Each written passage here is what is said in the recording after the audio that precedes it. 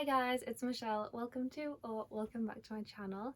So today I wanted to try a different type of video and I wanted to talk about 20 things that I've learnt in lockdown. So even though we've been through such a tough time, there's a whole global pandemic going on and it meant that we've been in sort of like a lockdown state for about 6 months, and even though I wish that had never happened, something that I've learned is that we can't change what's happened and the only thing we can do is focus on the good things that have come from it. So number one is how amazing it is to pursue a new hobby. So obviously at the beginning of lockdown I started to film myself on my camera because I wanted to practice for Florida vlogs, and I had no idea that I would love it so much. I'm genuinely getting emotional. Because it's something that I always thought that I'd hate. Yeah, I thought that I would hate looking at myself, and I thought that I'd hate other people looking at me as I'm talking in public, and it's just not as bad as I thought it was going to be. And I literally love filming, I love editing, I love putting it out there, so on the thumbnail. It was obviously a scary thing to do and it took courage and bravery, and that dog, I don't know if you can hear it or not. Oh well.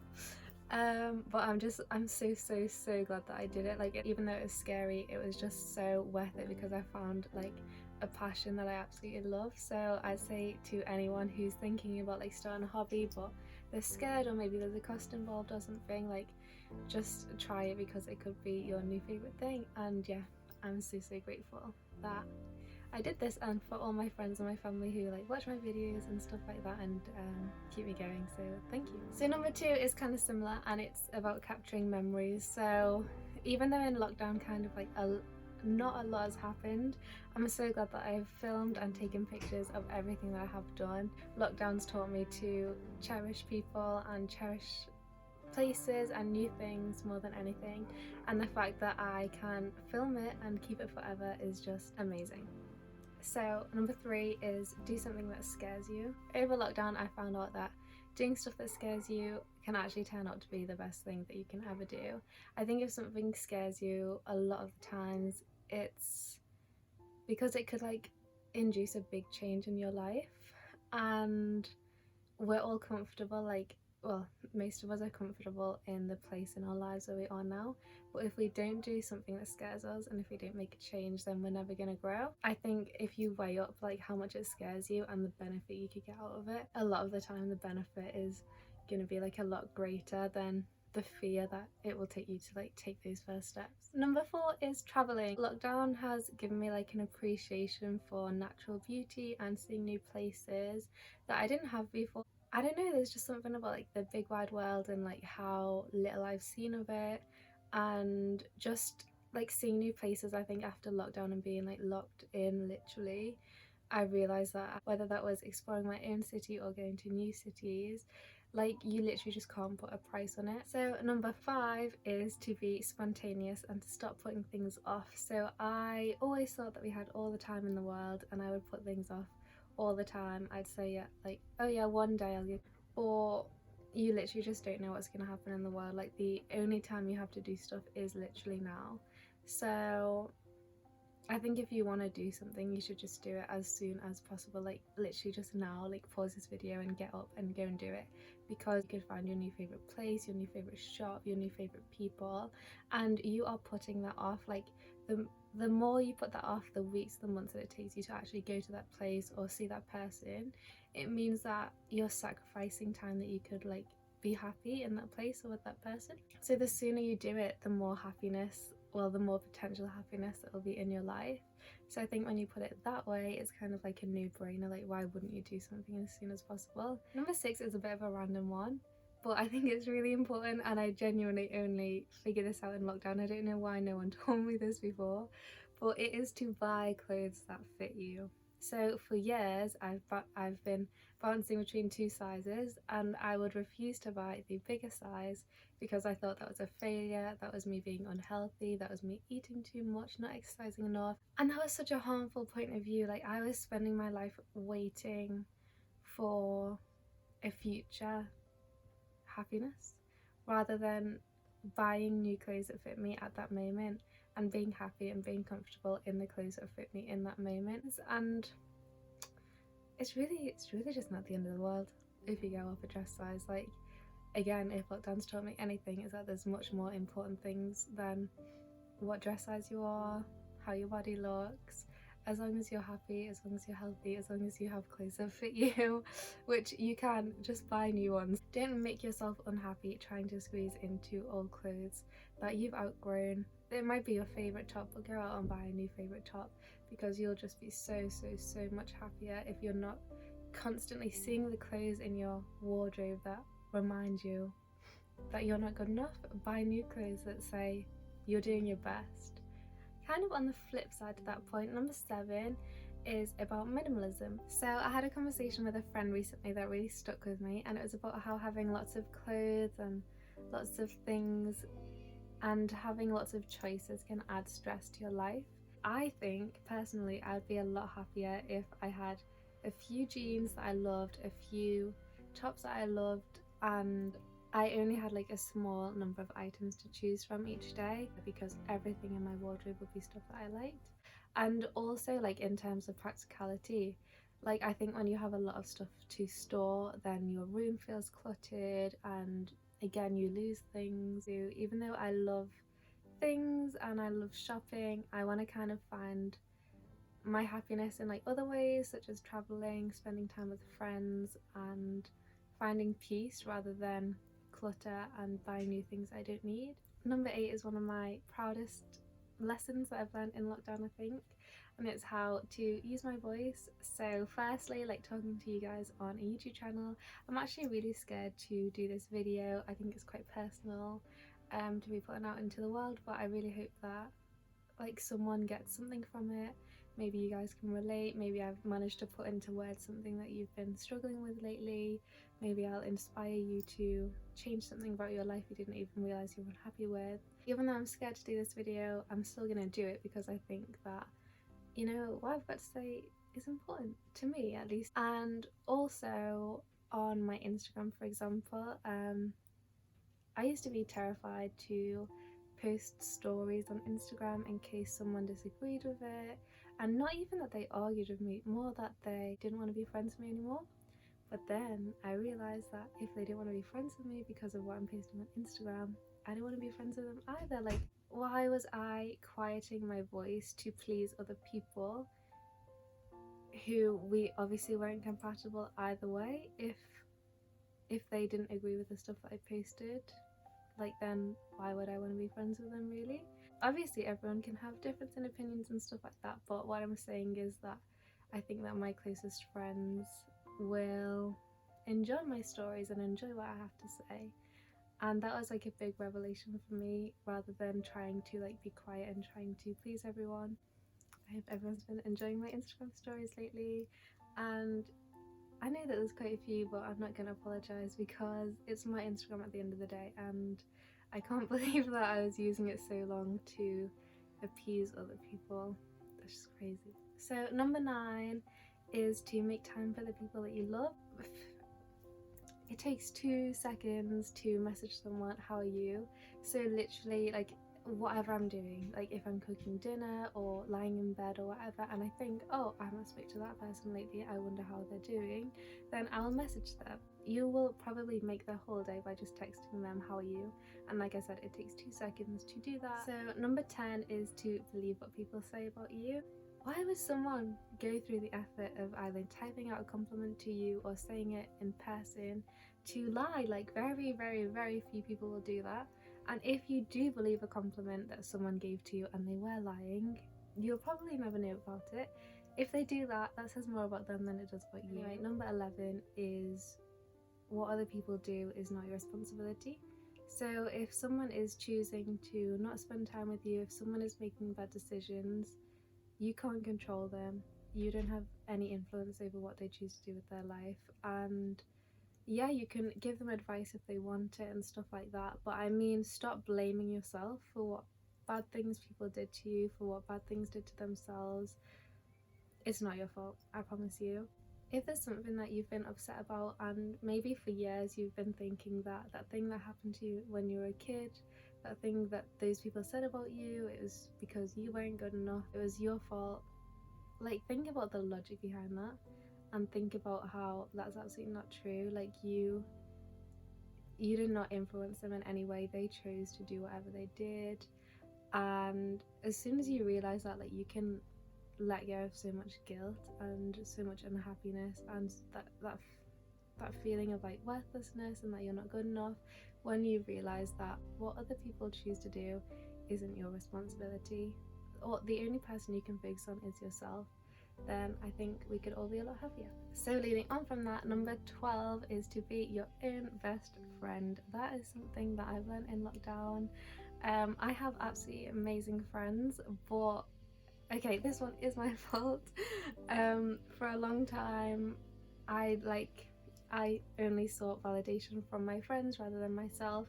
But basically, when the day that you realize that you can provide everything that you want to get from other people, you can give to yourself, is the day that you'll be so much happier. And when you start investing your time into yourself rather than that time, like I said, about analysing what other people say about you and trying to keep up friendships every single day and stuff like that, you'll just be so much happier again. And yeah, just literally treat yourself how you would like to be treated.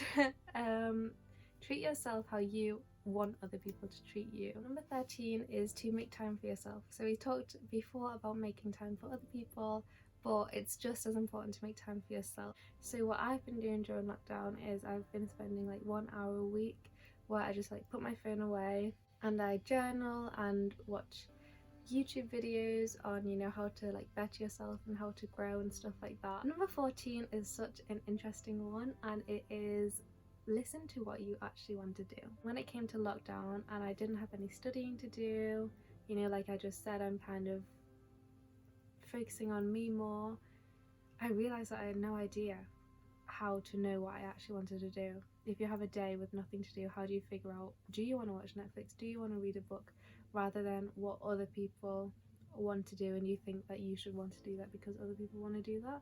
And thinking, okay, am I sacrificing my own happiness to do this to please someone else? Then I think all those little times that you listen to what you actually want to do and you give yourself that, again, it just reaffirms to yourself that you are worth it and you deserve to be happy, and that you can make yourself happy and you don't need to wait for other people to treat you right and give you gifts and stuff like that, because you can do it for yourself. Again, kind of similarly, 15 is that prioritizing yourself isn't selfish. How can I be a good friend to other people if I'm so exhausted, if I'm so unhappy? No, I can't be a good friend to people like that. I can only be a good friend to other people if I am happy. I believe that by me prioritizing myself, it just kind of has like ripple effects towards like my family and my friends and my studies. So it's not selfish. If anything, it's going to improve the relationships with people around you. But yeah, most importantly, it's going to make you happy. And where did this idea come from that making yourself happy was selfish? That's crazy. So number 16 is about gratitude, and it's that gratitude is always a choice. I had like a positive conscience and a negative conscience, and the negative would always win, the positive is kind of not even around. And what I mean by this is, like, for example, my negative conscience would point out things like, you should have been more prepared today, or you could have handled that conversation better. And I used to just listen to that negative conscience, like a little devil on my shoulder, whatever you want to call it, all the time. And that was so draining, and it made my self-esteem so low because I was always thinking these negative things about myself. And then even when someone did compliment me, I wouldn't believe it because like the only voice in my head was like so negative. But I believe that you can retrain your brain to focus on the positives instead. So for example, now when I think, oh, I could have been more prepared at work, I think, oh well, you're only human and you've tried your best and that's enough. And that has brought me so much balance. Like, yeah, the negative side is still there and sometimes they're important.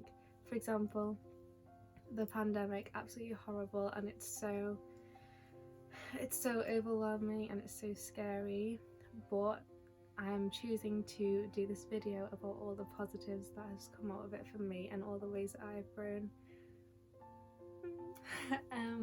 through lockdown. So there is like a positive and a negative to everything, and it's like a skill to find the positive and to be able to focus on that, because again, like, that will just make you so much happier than focusing on the negatives all the time.